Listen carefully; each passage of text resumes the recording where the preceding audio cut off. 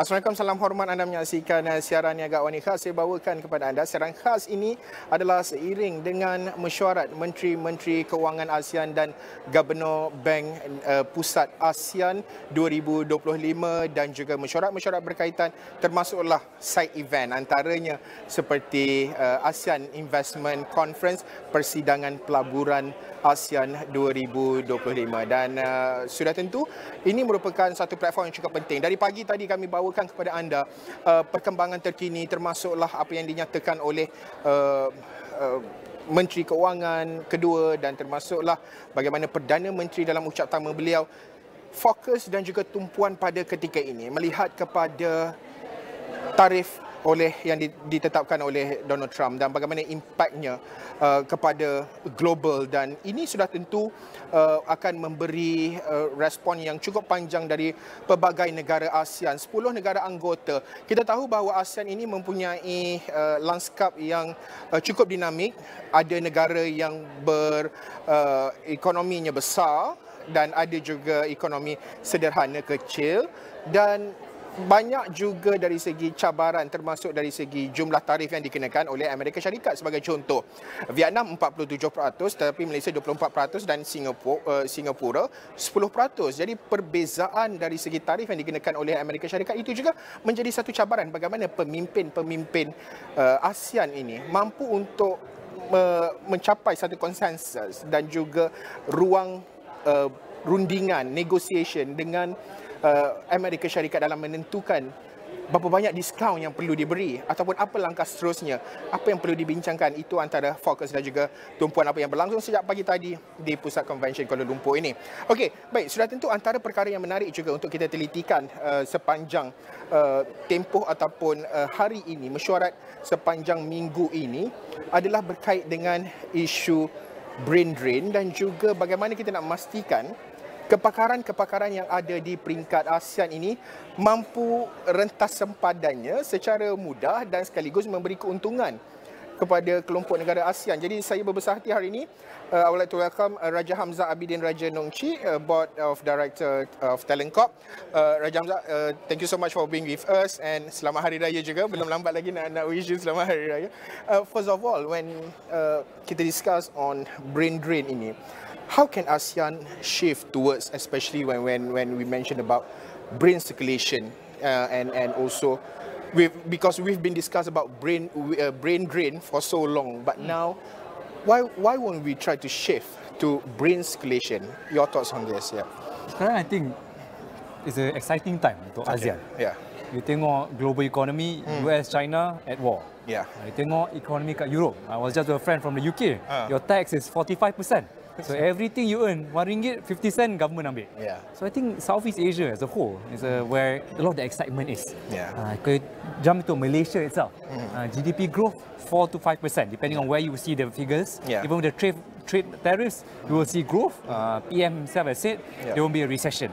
So in essence, kita is in the pertengahan of all the companies that are trying to grow, and Southeast Asia is the place to grow. Yeah. If I take to Penang, I was at an event about a few weeks ago organized by Talent Corp. Yeah. Kita ada local companies hiring, the likes of Skychip, Opstar. Yeah. We have foreign companies hiring, SanDisk, AMD, Intel. So again, there is still a lot of jobs here, but the key part is how do we solve the talent gap in terms of getting the right employment opportunities.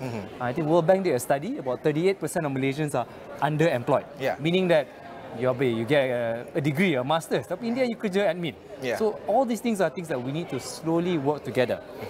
In the context of ASEAN, I think it's exciting because we see a lot more ASEAN companies now compared to before.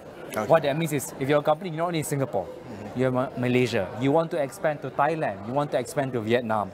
So again, ASEAN is becoming more and more of a unified market for a lot of overseas companies. Okay. But I feel that Malaysia can be the heart of it all. Okay. Maybe they do their bank accounts in Singapore, but in terms of their people, their talent, I think Malaysia stands to benefit from being the hub of talent for Southeast Asia. Okay, apabila you mention berkenaan dengan hub, saya percaya yang ASEAN ini boleh jadi so-called like a magnet, not just intra-region, maksudnya di dalam ASEAN sahaja dari segi nak menarik mereka yang berkepakaran tinggi, yang mempunyai kemahiran ini, tetapi juga for the entire, for example, Asia or global itself. So are we on the right track, like to make sure that ASEAN can be the magnet of talent pool in this region, especially?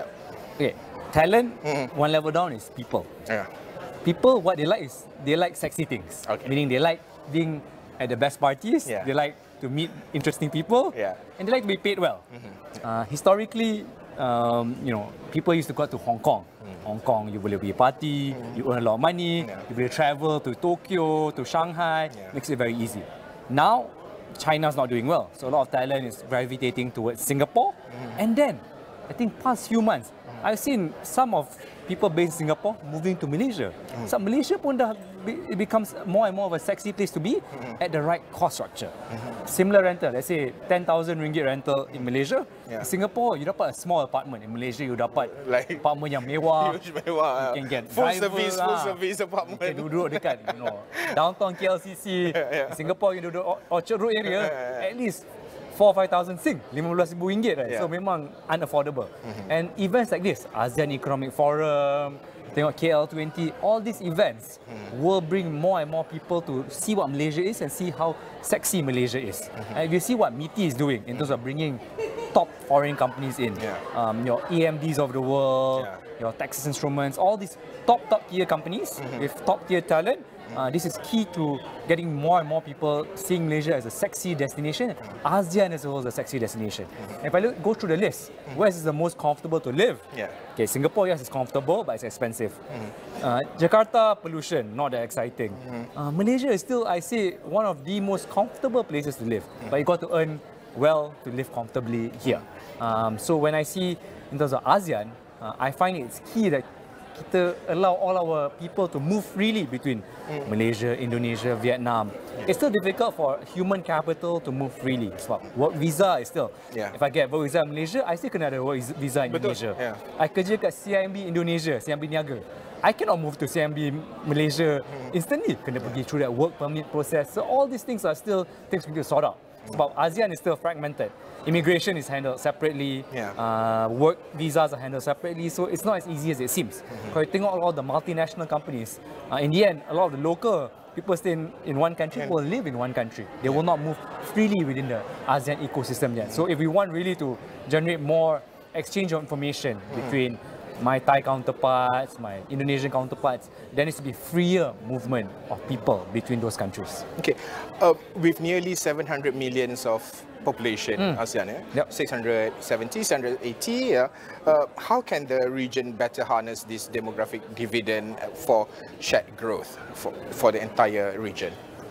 There needs to be a unified response for ASEAN. Okay. This tariff is a key example. Okay. You tengoklah, mula-mula announce, Vietnam also came announcement saying, we will negotiate with Trump directly. Trump wanted to publish. Vietnam was one of the first countries to come out. But I think PM has taken a bit of a different approach where kita host of ASEAN. You think all the ASEAN finance ministers are here. It's very thematic that ASEAN needs to come back together with a response. Kalau seorang-seorang go alone, it'll be like a prisoner's dilemma. Who go first? Who negotiate more? Who gives up more? So again, the key part for us as a bloc, we need to operate as a bloc. We alone, Malaysia alone, 30 million population. US won't care about us. They're just a speck on the roadmap. No one really. The US, I don't think Trump even knows Malaysia exists in this whole world. We have 5 pages in their report. That's about it. But kalau kita boleh come as a bloc, go negotiate. We say, hey, all your top companies are here. Your data centers are here. Your manufacturing is here. We are a key part of your supply chain. And then I think we have a lot more negotiating power vis-a-vis the global powers and especially the US. But I think Malaysia is one of the only countries where, US companies, Chinese companies, European companies coexist in the environment and actually coexist well.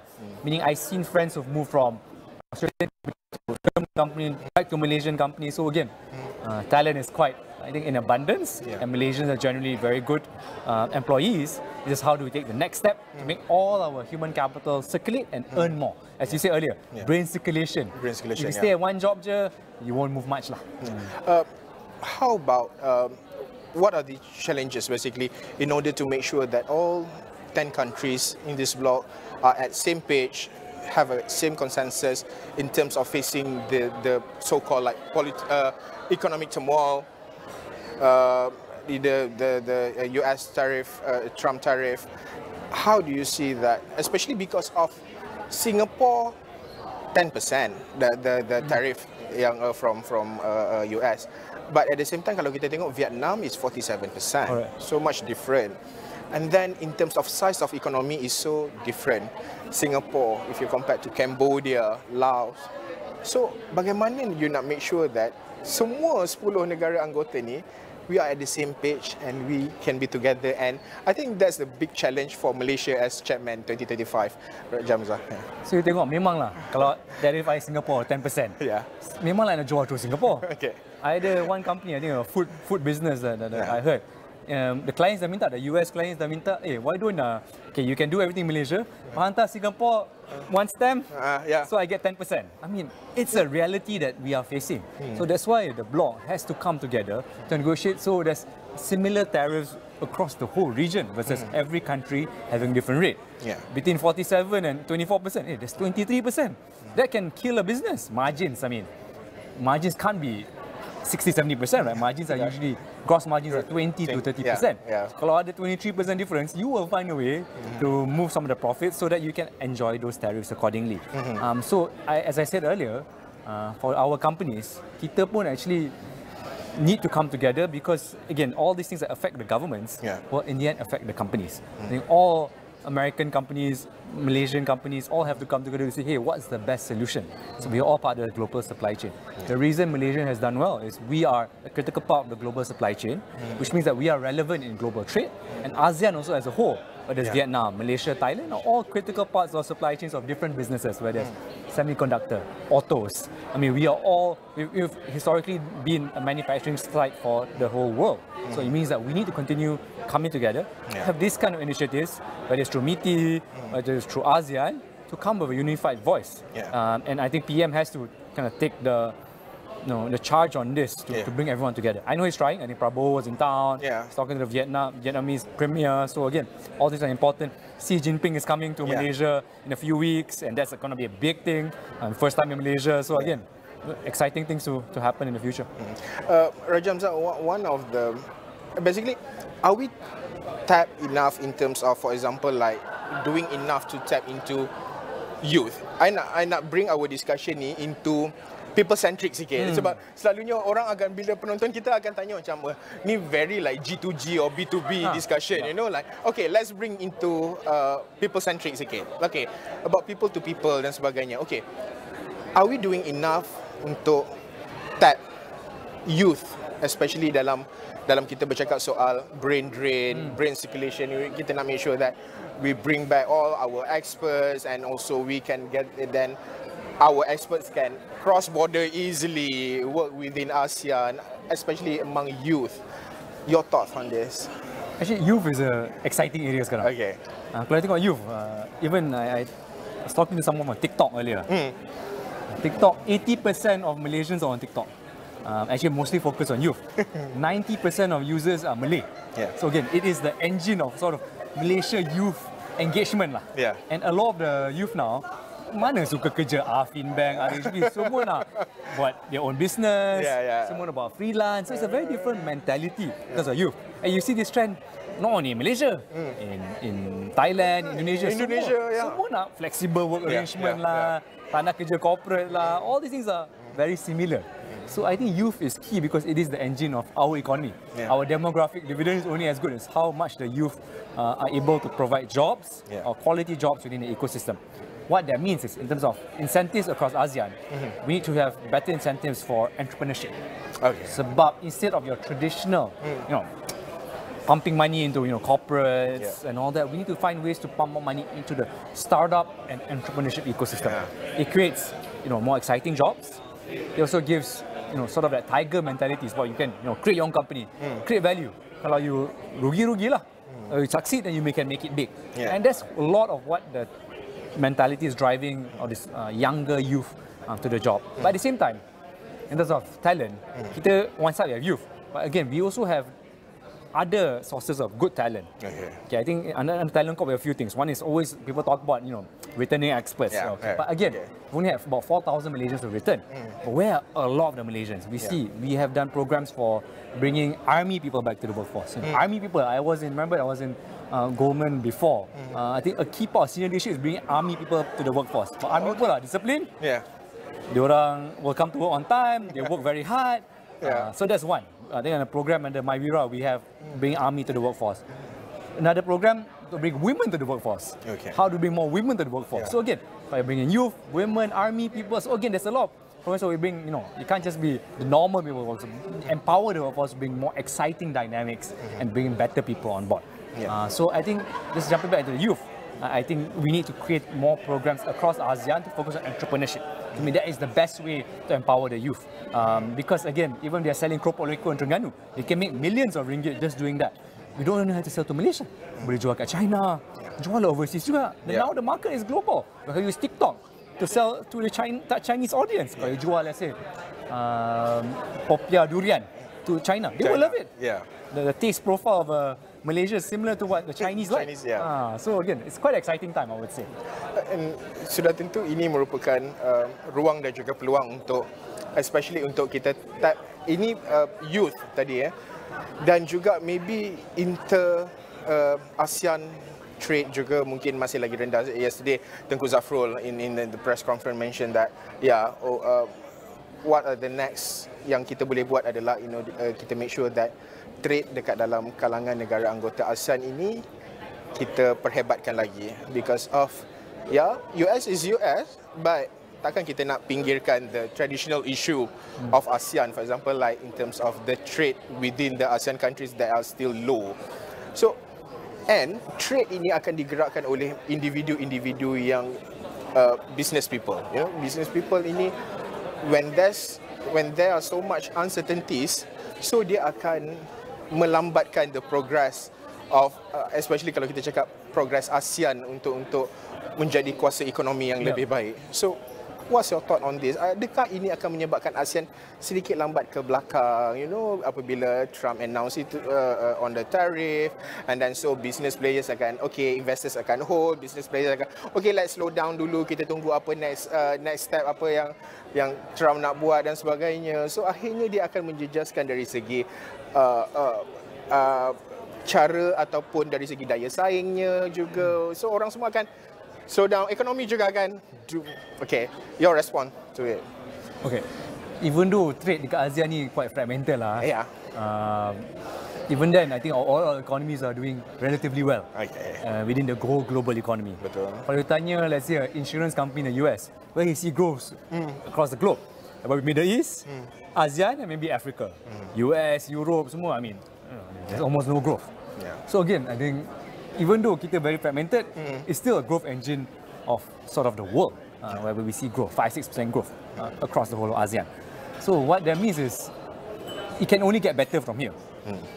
Historically speaking, I would say, I mean, if you look at Malaysia, Indonesia, we see similar culture, similar people. Kita pergi Indonesia pun makan best and all that.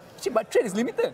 Nak jual tudung kat Indonesia, actually a lot of tudung companies did not do well in Indonesia. So it's not as easy as it seems. So what that means is, I think there needs to be more joint ventures or collaboration between Malaysia companies and ASEAN companies. What that means is, you no longer go it alone. You have to come together, and that's the only way to do it, because every country is fragmented. So kalau kita operate, let's say, custom, kat Malaysia, they're doing very well. In Thailand, I don't know how well they're doing. So again, you have to find the right partners to grow in business, because every country is very dynamic and every country is very different. But in essence, most of the larger companies now, I see, are never in one country in Southeast Asia anymore. Kalau you tengok the banks, they're mostly across Southeast Asia.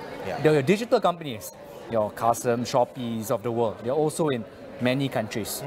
So again, now, kalau you tengok, it's very exciting. Sebab you can expand into so many countries.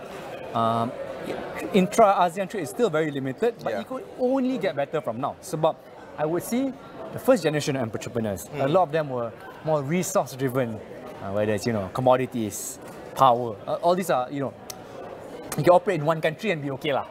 With a power agreement in Malaysia, you'll be fine. You don't have to go anywhere else. Now, if you're in, consumer businesses, in finance, you're in technology, you have to go across. If you're a Malaysian company, Malaysia itself is not enough. You have to go regional. So now I will see it'll happen more, and there'll be more entrepreneurs who want to target, maybe 1 or 2 other ASEAN countries other than your home country. And I think all these conferences will create more conversation to help us execute onto these opportunities. Okay, Raja Hamzah, before we take a short break, lepas ini kita nak berhenti rehat. Tapi sebelum tu, dekat dalam, right now, dekat main conference hall sekarang pada ketika ini adalah ucapan oleh Tan Sri Nazir Razak yang merupakan Chairman ASEAN Business Advisory Council. Ini juga ASEAN Bank juga berperanan penting dalam nak memastikan all the business communities ini are on the same page dan juga dapat mendepani gelora ekonomi yang luar biasa yang dilakukan oleh Donald Trump ini. Dan pada masa sama selepas itu kita akan menyaksikan Ketua Setiausaha Perbendaharaan juga akan menyampaikan ucapan beliau sebelum Menteri MITI akan menyampaikan ucapan penutup untuk hari ini ASEAN Investment Conference. Okay, before kita nak berhenti rehat, last question for you. Nanti lepas rehat kita nak sambung discussion lagi. Okay, but beyond trade and investment, do you believe that talent should be at the center of ASEAN's economic integration efforts? Okay, so I think capital always people talk about. Yeah. But everyone says, I need money, I need capital. That's the easy thing lah. I go to anyone, I need money. Yeah. But so you talk to every company now, where do you see the biggest issue? It's no longer capital because banks are giving out money to good companies. There are finance institutions, there are private credit players, but everyone will talk about talent problems. Yeah. Whether you're a semicon business, whether you're a finance business, whether you're a tech business, the right talent at a good price is important. So if I don't have good talent in Singapore, I come to Malaysia. If I don't go to Malaysia, I go to Indonesia. So that free movement of talent is important to make things succeed. But I would see that there'll be more and more entrepreneurs moving to Malaysia because we do have a cost advantage at a good location and a very comfortable living environment for a lot of entrepreneurs. So I would see more apartments being snapped up in Malaysia. I would see maybe a bit of inflation because of more individuals moving to Malaysia. I see a lot more Chinese companies also moving to Malaysia over the long run. So what that means is that I think we will become a more exciting place. But at the same time, if we need to sustain the growth and we need more and more investment promotion activities to make Malaysia exciting. But I believe this kind of initiatives will be it'll happen more in the next 6 months to a year as we have all ASEAN activities. So I'm sure you will be on top of that together with everyone here. Yeah. When you mentioned about 2-3 months back yang you nampak the movement from Singapore, talent movement from Singapore to Malaysia, I think Johor Singapore Special Economic Zone part of the catalyst and why the reason, kenapa movement tu boleh berlaku. Okey, tapi kita nak berhenti rehat seketika, Raja Hamzah, dan selepas ini kita menunggu ketibaan Menteri MITI Tengku Datuk Seri Zafrul pada bila-bila masa saja dan akan menyampaikan ucapan beliau. Kita berhenti rehat dalam 2 minit sahaja. Kita akan kembali semula selepas ini.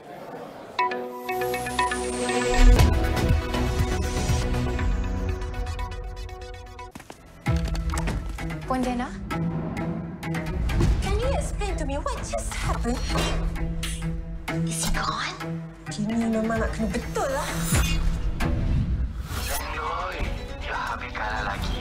RM70,000 now. Oh, why are men like this? This time, I had a trick. Ya. Orang yang paling bahagia adalah orang yang paling dekat dengan kita. Any last words? Betul.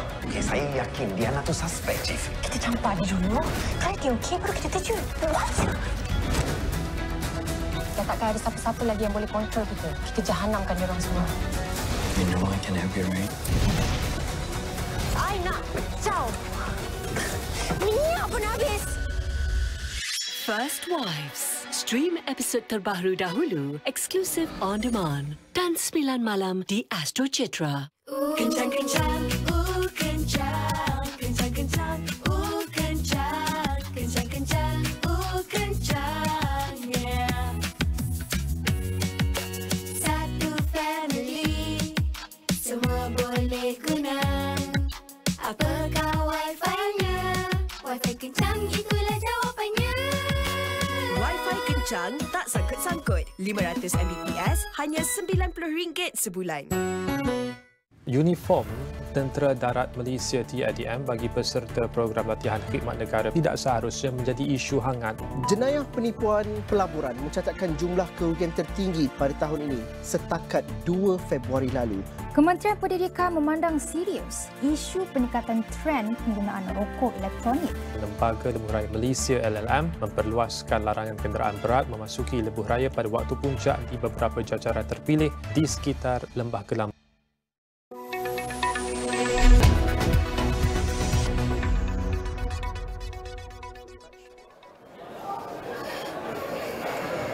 Baik, bertemu kembali dalam siaran khas. Saya bawakan bersempena dengan Mesyuarat Menteri-Menteri Kewangan ASEAN dan Gubernur Bank Pusat ASEAN 2025 dan mesyuarat berkaitan serta program-program sampingan seperti iaitu Persidangan Pelaburan ASEAN ataupun ASEAN Investment Conference yang berlangsung selama 2 hari ini dan juga esok. Sebentar sahaja lagi, tadi sebenarnya Menteri MITI Tengku Datuk Seri Zafrul baru sahaja tiba dan kita akan menunggu keynote address, ucapan beliau ataupun closing address oleh Tengku Zafrul, apa yang akan disampaikan oleh beliau. Dan sudah tentu antara intipati yang akan disampaikan oleh Tengku Zafrul adalah melihat kepada apa yang dilakukan oleh Malaysia. Sebagai contoh, NIMP New Industrial Master Plan ini juga memainkan peranan yang penting dalam nak memastikan bahawa Malaysia is on the right track dan juga apa segala cabaran yang kita lalui, kita ada dasar yang jelas, polisi yang jelas dan juga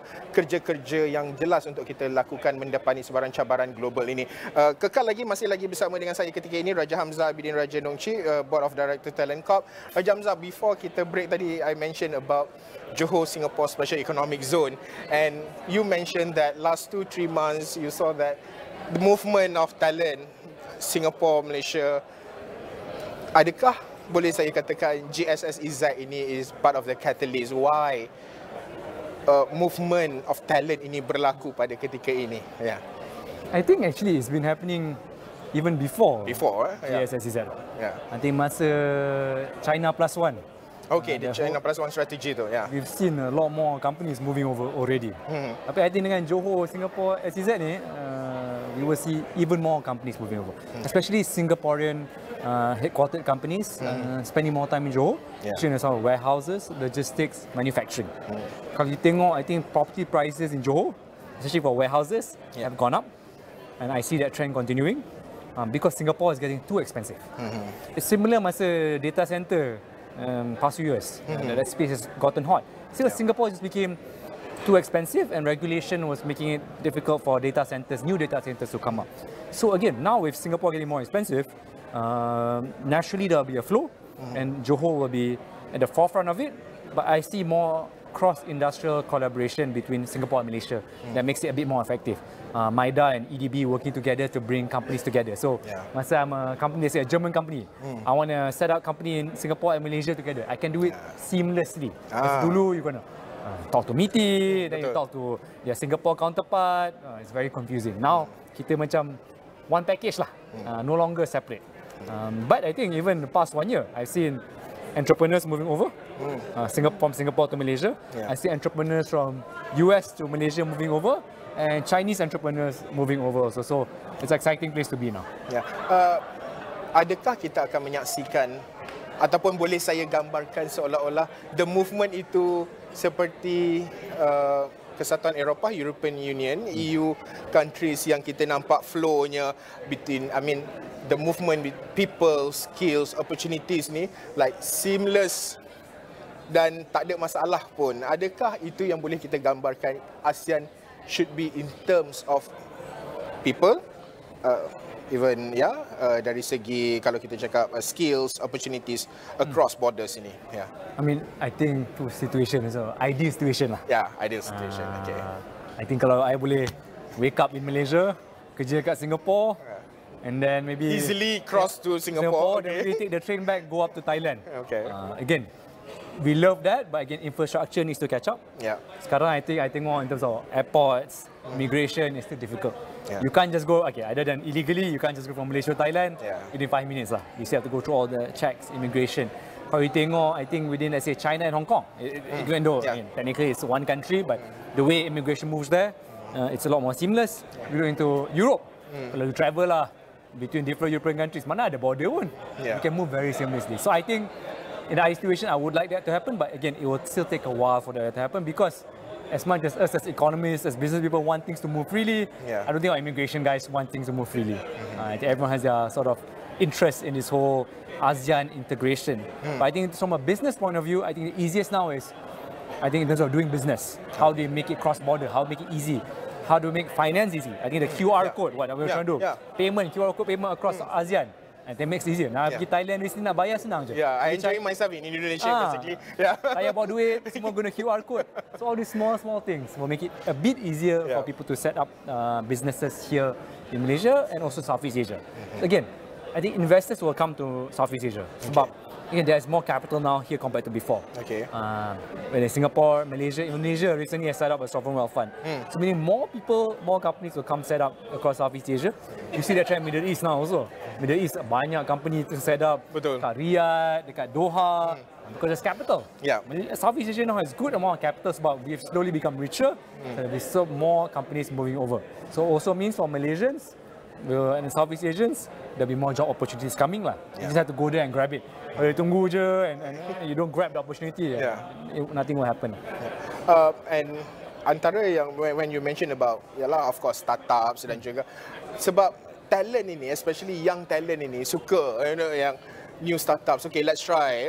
Kita buat something dan kita nampak, for example, like macam saya tertarik kalau macam di Indonesia beberapa startup bertaraf unicorn, and sehingga kan orang tak pernah jangka sebuah kedai kopi iaitu kopi kenangan can be like unicorn level startups. Macam mana kita nak memberi gambaran bahawa ASEAN ini we have a lot of potential and kita boleh gunakan 680 millions of population ini, almost 700 million population. Dan kalau you ada startup and you betul committed, we have dari segi capital kita ada, dari segi numbers of people pun kita ada, market kita juga besar kalau kita gunakan market ASEAN. Kalau nak bergantung Malaysia saja market, very small market. Adakah you menginspirasikan bahawa let's startups now you gunakan ASEAN as your big market and pembuat-pembuat dasar or the policy makers perlu make sure that is seamless dari segi nak memastikan bahawa syarikat-syarikat startups ini dapat berkembang dengan lebih mudah within ASEAN region. I think ASEAN as a whole lah, kalau fokus on startups ni ada marketing issue. Kalau tengok in terms of entertainment, okay je. Tengok White Lotus sekarang. Lisa from Thailand. You see Thailand milking it lah. Which hotels White Lotus ada, milk it totally. So from a tourism perspective, you see it being happening quite well. And startup ni, actually you tengok the news flow, it's most focus on failure. Whether sekarang lah, e-fishery ada failure dekat Indonesia, this failure in Singapore, I mean Malaysia pun ada lah. You know, one or two startups like I mentioned again, we always focus on failure. Again, we have good companies here who are doing well. And some companies yang exit stock market. Malaysia, hottest stock market in the past 12 months in terms of new IPOs. So actually ada banyak exciting stories. Sebab kita sebagai, whether it's, our startups, our media, semua, it's like small fish lah. Semua cakap, oh, you are not doing well. Oh, you're not doing well. Oh, this guy did this. Dia kecil lah, tak apalah, tak payahlah. When people in US, there's such a big market. Dia mana ada masa main politik macam ni kan. So again, I think we need to market our success stories globally a bit better. Macam whether we go CNBC, AWANI, all these global audiences need to be engaged. What are the success stories? Even for us, we hear about Kopi Kenangan doing well. But actually, we should bring them here and see, hey, how well are you doing here? What is the market story opportunity? Bring them to a conference like this where we give them a different audience. Kita pun nak tahu what companies are doing well in Laos, what companies are in Cambodia. We may think their GDP per capita is small, but hey, maybe they have good success stories too. How do we sell those success stories? Again, I think the younger consumer or the youth, you said earlier, they're all quite superficial. Semua nak successful, semua nak kaya. So again, nak cepat semua nak cepat. Semua nak cepat kaya. But we need to know what are the success stories. I think someone that, at least from Malaysia, does it well, like Khairul Aming. I really respect how he structures his business, how he markets himself, how he's very selective in terms of people he speak to. I think those are things where, in the end, Khairul Aming is a Malaysian entrepreneur success story within the Malaysian ecosystem. So again, we need more of that stories instead of our usual news flow of large corporates. Because Sunway does well, honestly, no one cares lah. Yeah. But if a startup does well, a lot more people care. Talking about building future-ready regional workforce, how do you see in terms of, for example, roles of private companies? Selalunya orang akan bercakap, oh kerajaan kena buat itu, kerajaan kena buat ini. Kadang-kadang, and then now kita nampak push sikit, JLC, JLIC kena buat itu ini. But now, private sectors, of course, they have their roles. I mean, in order to make sure that our company dan juga syarikat-syarikat kita mempunyai future-ready regional workforce. How do you see in terms of roles of private companies nak memastikan usaha ini dapat dijayakan dengan sebaik mungkin? Yeah. So I think again, in the past, public and private always operate separately lah. Yeah. But I think in the future, moving forward, I think the GLCs are a key example. You see now the conferences like Kazana semua keliaran, semua organize conference and all that. So there needs to be more public-private partnership. I rasa. I remember, I think talking to the Kesuma Ministry, I think they were trying to rebrand TVET. So TVET usually government fund. Kita ada TVET kat KBS, ada Kusuma, a few ministries ada TVET. But then why don't we work with, for example, kalau aerospace, we kerja dengan likes of Boeing, create a TVET collaboration dengan Boeing. Jadi seksi. Again, maybe that's all some of the talent issues we see in the manufacturing space. How do we, MRO is a big, and aerospace is a big sector in Malaysia. So again, we create talent opportunities for that. So again, that's just one example of, hey, private sector wants to do more, but how do we work with enablers like the government sector to do more together? So again, government historically there's a lot of red tape, so it means that we need to cut the red tape and use more public-private partnership to make things work. Kalau kita bercakap juga dari segi rantau ASEAN ini, sudah tentu antara cabaran-cabarannya adalah sebab ideanya banyak, like macam kita guna apa kata kita buat ASEAN currency, tiba-tiba pula muncul ASEAN currency. Lepas tu orang macam so ASEAN currency ni macam mana, siapa yang nak buat, siapa yang nak kawal selia, banyak perkara. Itu satu perkara. Tetapi akhirnya bagaimana kita nak memastikan bahawa progres ASEAN ini berada di landasan yang tepat? Adakah ASEAN pada ketika ini, you optimis melihat bahawa ASEAN ini bukan sahaja berperanan untuk memajukan rantau sahaja, tetapi untuk rakyat secara keseluruhan. Tapi sebelum tu, ada Pak Q, Tengku Datuk Seri Zafrul, Menteri MITI, baru sahaja naik stage untuk menyampaikan ucapan beliau. Kita terus sahaja ikuti ucapan Tengku Datuk Seri Zafrul pada ketika ini. General of Treasury, Ministry of Finance, Dato' Muhammad Faiz Azmi, Executive Chairman of Securities Commission Malaysia. Not sure who else is here. Carol Fong, Group CEO, National Securities Group, and also, who's here?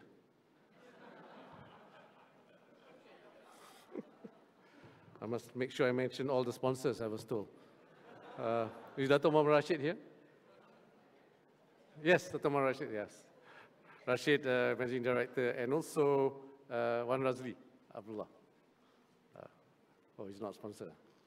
Oh, he is.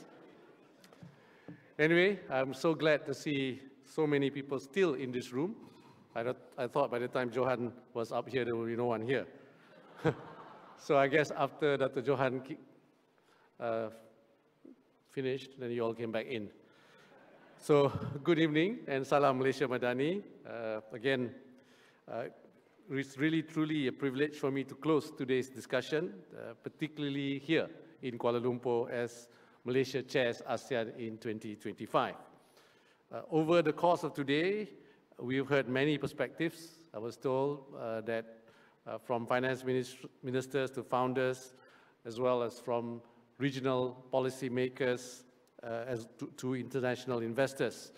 But beyond panels and data points, there is a shared understanding that has come through clearly, which is ASEAN is important, and ASEAN is at a pivotal moment that will determine the future of ASEAN, its future prosperity for decades to come.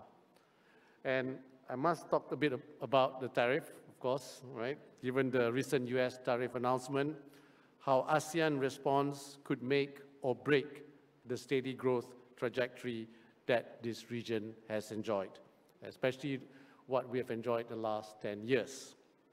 And as chair of ASEAN this year, helping ASEAN to navigate such turbulent waters ahead is a huge responsibility for Malaysia. So we take this responsibility seriously to ensure the continued economic prosperity and security of this peaceful region. So we really need to continue what our forefathers had worked so hard to achieve. And since April 2nd, many questions have been raised on ASEAN's future. So can ASEAN continue growing? How will ASEAN continue to integrate economically, given the potential shift in global trade and supply chain dynamics? So can ASEAN actually speak in a single voice, with a single voice? Can we collectively insist on a rule-based, transparent, open trade and investment landscape? So on one that will secure a better, more inclusive and more sustainable world for ASEAN. So ladies and gentlemen, let me begin with the fundamentals. I think most of you are aware anyway, but let me repeat it or remind all of you. ASEAN is home to approximately 680 million people, more than the EU, and third only to China and India, right? ASEAN's combined GDP reached $3.6 trillion last year, making us the 5th largest economic bloc. We're also younger, digitizing at a faster rate, and more urbanized than many developed regions. So all these are strengths that we can leverage on. In terms of trade and investments, trade in goods stood at $3.8 trillion. Trade in services hit more than $933 billion, and ASEAN attracted $224 billion in FDI last year, in 2024, despite global headwinds. So as much as ASEAN would like to diversify its trading and investment partners, this is for better or for worse, one relationship stands out and demands immediate attention, which is ASEAN's economic ties with the United States. In 2023, ASEAN's exports to the US reached over $269 billion, from a total two-way trade of $395 billion. So that equates to a trade surplus of almost $126 billion in ASEAN's favor. This is a testament to ASEAN's competitiveness and ability to consistently deliver high-quality, cost-effective products that support global supply chains. So ASEAN's exports include advanced electronics, machinery, medical equipment, medical components, digital services. This is really all products that are important to power industries of the future. Malaysia's contribution to those numbers is also sizable. In 2024 alone, Malaysia exported nearly 200 billion ringgit to US, that's around 45 billion US dollars, out of total bilateral trade worth 73 billion US dollars. Our top exports mirror the sectors driving global transformation, which is from E&E and semiconductors to medical devices and other manufactured products, all essential to global humanity's quest for a digital, modern, and sustainable lifestyle. And today, ASEAN's future growth is at risk of being seriously derailed. The recent US tariff announcements really has rocked the markets and created uncertainty, particularly for open trading nations and highly export-driven economies like Malaysia, Singapore, Indonesia, Thailand, Vietnam, and even Philippines. So, ASEAN must stand united. As chair of ASEAN this year, Malaysia will chair a special ASEAN Economic Ministers meeting this Thursday, the day after tomorrow, to craft a unified ASEAN response. Because standing united will help us engage more constructively and most importantly with strength So ASEAN is only as strong as its weakest link, which is why we need to support each other to see the region through these trying times. This is also why, during the ASEAN Economic Ministers Retreat in February this year, that was in Desaru, in Johor, we already set up the ASEAN Geo-Economic Task Force, whose membership consists of all deputy trade and economic ministers within ASEAN to look into economic challenges at the regional level, including tariffs. Similarly, Malaysia, under the leadership of our Prime Minister, Dr. Sri Anwar Ibrahim, has activated the National Geo-Economic Command Center, we call it NGCC. This is a whole-of-government approach.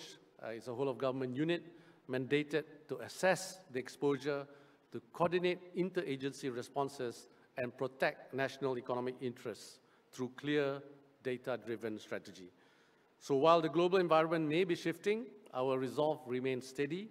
So ASEAN member states, or AMS, must remain calm and collaborative to prepare our region for the turbulent times ahead and to prepare better. So ladies and gentlemen, so how can ASEAN countries prepare themselves? In our opinion, continued investment and industrial reforms are key. Given our strategic neutrality, location, and industrial capabilities, ASEAN, with its members' complementary strengths, have developed well into a high-value industrial base and services hub for the world. Beyond ASEAN's neutrality and centrality, we are serious about continuing to build ASEAN's industrial capacity. On this, Malaysia will host the ASEAN +3 dialogue on semiconductors and strategic supply chains later this year. Malaysia wants to drive collaboration on regional supply chain diversification, talent development, and innovation in next-generation semiconductor design and manufacturing.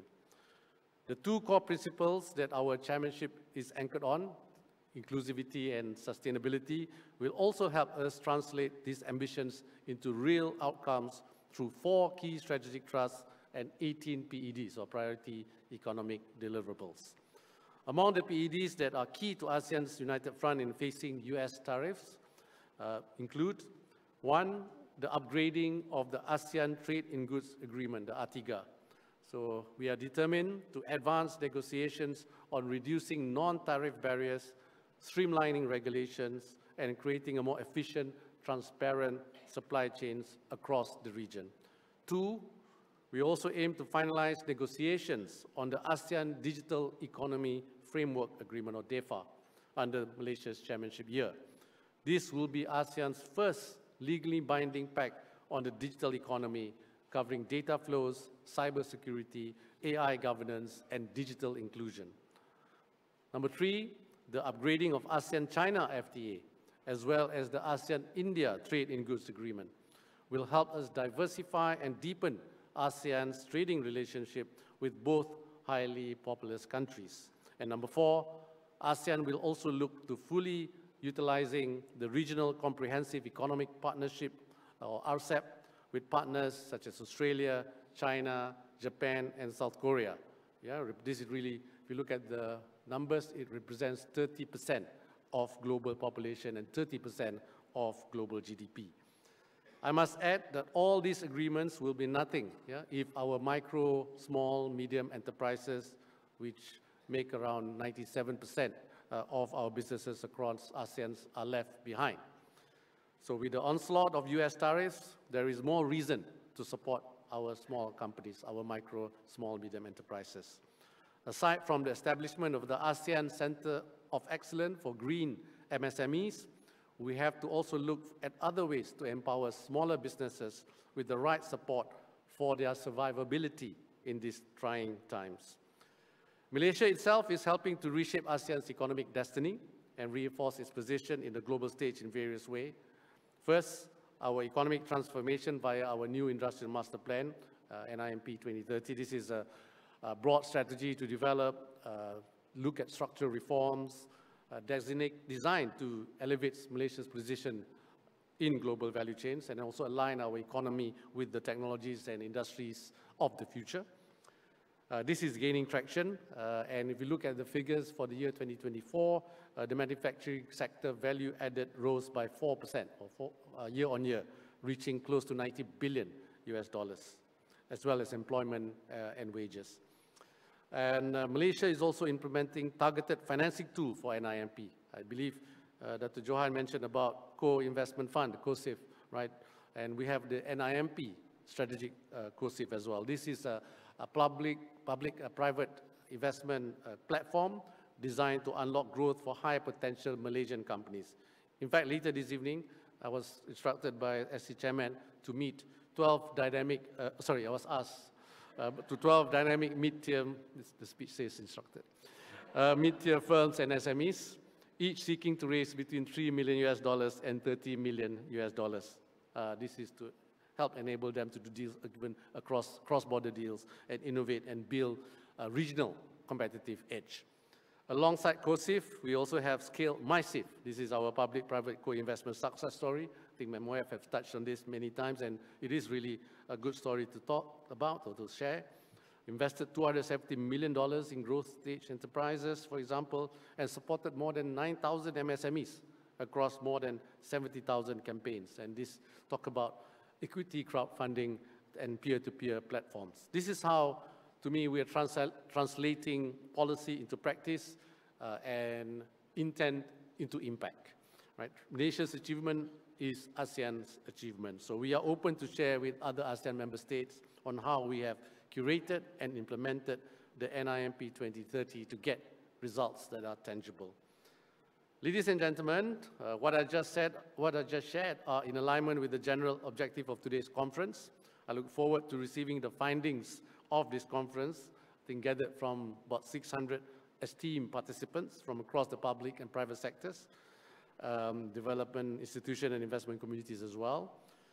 Additionally, the launch of 3 catalytic initiatives at this AIC 2025, which is the ASEAN Simplified ESG Disclosure Guide for SMEs, the ASEAN Investment Challenge, and the Fractional Shares Trading Platform. So still you can trade just by putting in RM1.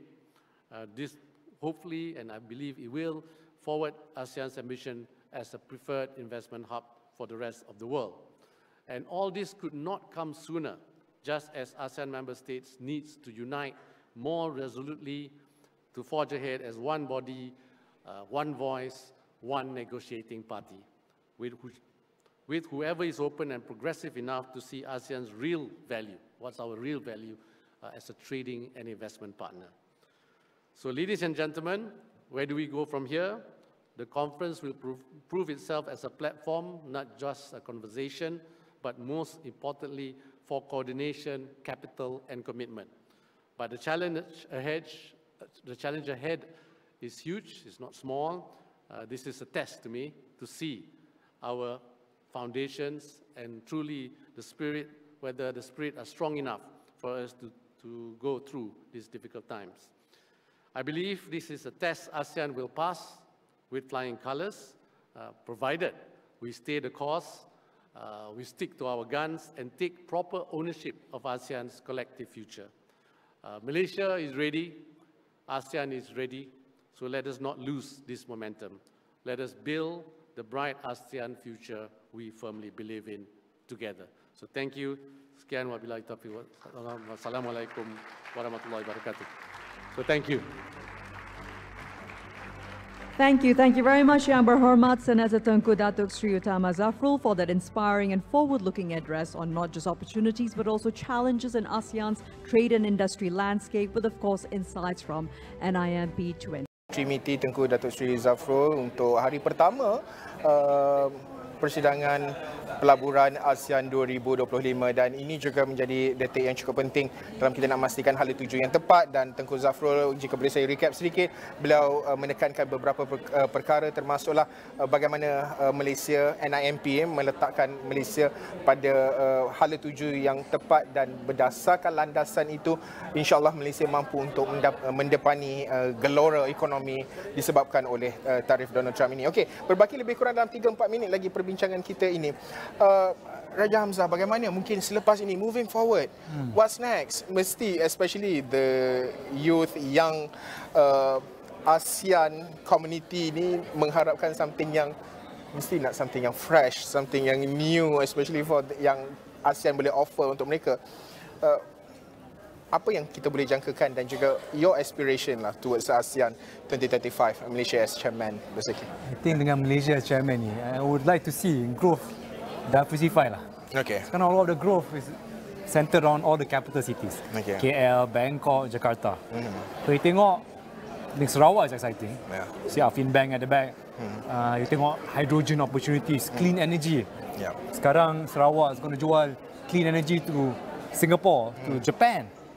So again, a lot of very exciting opportunities. Yeah. Kita, Indonesia, I think, on the Kalimantan side, with the new capital, I think there'll be more economic opportunities outside your traditional cities. And at the same time, with everything becoming more virtual, we'll see a lot more digital nomads going around. So again, I think our capital cities, there need to be less emphasis on that. We need to help growth in, let's say, even our secondary cities like Penang, Johor, even our third-tier capital cities like Kota Baru, Kuala Terengganu, all these things, I think, across the whole ASEAN, we need to empower them. The only way all the countries grow together, you think, I mean, we have a huge difference in GDP per capita from KL to Kedah. And again, it's similar, you see, from Jakarta to, let's say, even Lombok. There'll be different. Kalimantan. There'll be different GDP per capita. So kita tengok one country, nampak best lah. Again, there's so much differences in GDP per capita between those countries. Another thing that I think that's exciting is, I think with Indonesia setting up their new sovereign wealth fund, I think that'll be exciting too. Dulu Malaysia always come to Temasek, Khazanah. No, Indonesia pun ada. It's quite exciting. I think for our youth, for investment community, but also for businesses, because we'll see more capital coming through to the ecosystem. I think next, in terms of the startup community, I think past 12-18 months, it's been a bit of a tough time. I think it'll pick up again. It can only get better from here for the startups. I think there's more incentives across all governments to invest more, to grow more entrepreneurs, to help more venture capital funds come to play. So I think there'll be more players. I see a lot more US and European players creating hubs in Southeast Asia, whether in Singapore or now even in Malaysia. And I see more capital flowing through.